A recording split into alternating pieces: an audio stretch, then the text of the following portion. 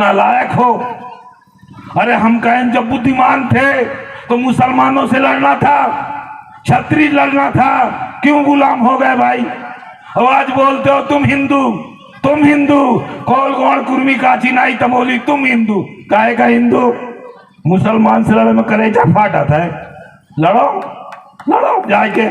जिस खेत में पानी नहीं होता वो खेत नहीं होता, वो शमशान घाट होता है। और उस समस्या के अंदर आपको अब आने वाले समय में नौकरी नहीं मिलेगी, पढ़ लिख ले कोई नौकरी नहीं मिलेगी, पढ़ लिख लोगे।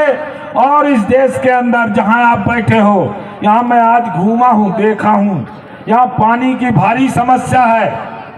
कोई खेत में सिंचित ट्यूबवेल नहीं है। जिस खेत में पानी नहीं होता वो खेत नहीं होता, वो शमशान घाट होता है। जब अन्न ही नहीं पैदा होगा, ये कोदो कुटकी या भुट्टा के बराबर, ये राई रंतीला के मत्थे हमारा काम नहीं होगा। हमको अच्छा पानी चाहिए खेत के लिए और डीएपी यूरिया चाहिए, तब हमारा विकास होगा आर्थिक। और रहा सामाजिक विवाद, सामाजिक तो इतनी कुरीतियां हैं। हम तो शासन प्रशासन से बोलते हैं, इस देश के हुक्मरान जो बैठे हैं, तुम हेलमेट वाले का चालान करते हो, कार में बैठे वाले बिना बेल्ट का चालान कर देते हो, अच्छी बात है। पूरे जिले के अंदर, पूरे नाके चौराहे में यहाँ का शासन प्रशासन पूरे दारू पीने वालों को चेकिंग चालू करे, मुंह में लगा के, और 2000 का जुर्माना चालू कर दे। आज जिला उमरिया ठीक हो जाएगा। जो दिन में दारू पी के गाड़ी चलाते हैं और 15% गाड़ी लड़ा देते हैं, और टांग तोड़ के, पैर तोड़ के, और बाल बच्चे हमारे विधवा हो जाते हैं, अनाथ हो जाते हैं। ये अगर शासन चाहे तो ये आज अगर मुहिम चालू कर दे यहाँ का डीएमओ, कप्तान, कि कोई भी दिन में दारू पी के कोई रोड में नहीं निकलेगा और सबकी चेकिंग चालू होगी। किसी मशीन के द्वारा चेकिंग करते हैं और 2000 का जुर्माना, आधा एक्सीडेंट बंद। और जो ये सरकार बैठी है, ये खुद दारू बेचवा रही है, हर चौराहे में ठेका दे के रखी है। तुम भी पियो और अपने को पिलाओ और मस्त रहो। ये जो राजनीतिक प्रपंच, ये दारू के माध्यम से इस समाज को जो शोषण किया जा रहा है, ये समाज को अगर उठाना है तो अपनी कुछ कुरीतियों को दूर करना पड़ेगा।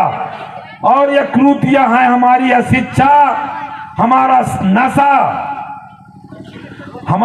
नशा। जिस दिन हमारा नशा ठीक हो जाएगा, हम इतिहास पढ़ेंगे अपने बलिदानियों का, उस दिन हम इतिहास भी लिखेंगे। हम बड़े भाग्यशाली हैं कि हमारा इतिहास है। किसी कितनों को तो इतिहास ही नहीं है, पटेलों को तो कोई इतिहास ही नहीं है। एक सरदार पटेल बने, 556 रियासतों को एक किया, चले गए। इसके बाद पता नहीं।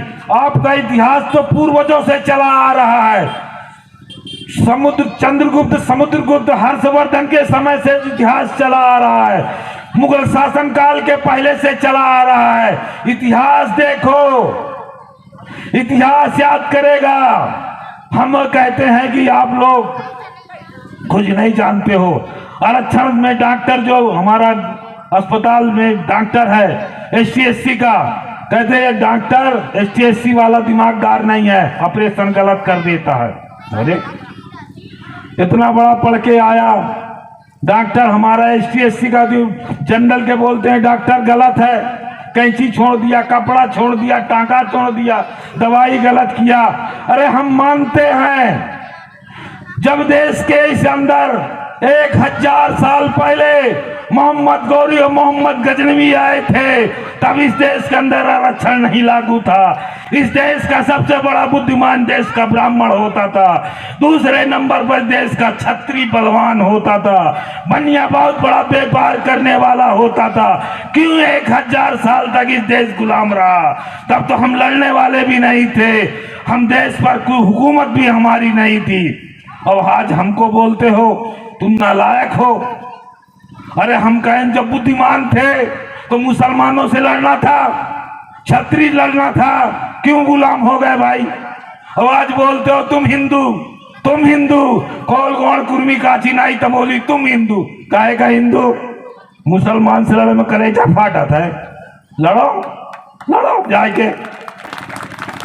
जो 1000 साल तक इस देश के अंदर राज किया वो कमजोर दिमाग रहा होगा। हमारे पूर्वज राज किए, आज हम बुनियाद उखाड़ के लागे यहाँ गाड़ दिए जिला उमरिया की धरती पर। यह बुनियाद बताएगी। हमें एक बार बाबा भीमराव अम्बेडकर की मूर्ति का वो किए थे स्थापना पाली में।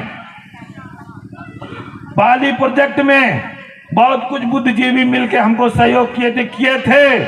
तो उस वक्त उस पाली के धरती में जितने भी जंगल के आदमी थे बोल रहे थे यार अंबेडकर की बात करो वो ठीक चल जाती है, किताब में पढ़ो बात ठीक चल जाती है, ये मूर्ति कहाँ से लगवाए दे रहे हो यार, ये तो बवाल पैदा कर रहे हो। आज वो मूर्ति के नाम से आज हमारा एसटी एससी ओबीसी अल्पसंख्यक इकट्ठा होता है, एक माध्यम है, एक केंद्र है, ये भी एक माध्यम एक केंद्र है। आज हम आपको इकट्ठा करेंगे। आज देश के अंदर आजादी के टाइम में इसी प्रकार के छोटे छोटे कार्यक्रम बलिदानी लोग करते थे, इकट्ठा होने के लिए बहाना बनाते थे। तो हमारा भी एक ये बहाना है, आपको इतिहास बताना है और हमको इतिहास समझाना है। आने वाला समय आपका है। आप 9.5% इस धरती पर हैं। इस हिंदुस्तान में आपकी जनसंख्या 9.5% आदिवासी की, मतलब 1.5 अरब में आप 9 4 13 14.5 करोड़ जनसंख्या आदिवासी की है। 14.5 करोड़ तुम्हारी है, अरे 14.5 करोड़ तुम्हारी और 14.5 13-14 करोड़ दलित की है, जो जिसे हम शोषित समाज मानते हैं, जिसे दूसरे भाषा में हरिजन शब्द बोलते हैं। बोलना नहीं चाहिए सीधे सीधे, नहीं मुकदमा हो जाएगा। तो 14 दुनिया 28 और 14% मुसलमान होगा बराबर। सत्ता पर हम कब्जा करने के लिए हमको जरूरत नहीं ना देता। यह 3 जात जिस देश के हुकूमत पर एक तरफ हो जाएगी उस दिन वो तुम्हारी वहां हुकूमत बैठेगी। जब हुकूमत बैठेगी तो इतिहास बनेगा। जब इतिहास बनेगा तो आपकी गरीबी, सामाजिक, राजनीतिक और शिक्षा का उद्धार होगा। जय भीम, जय भारत, जय गौड़वाना।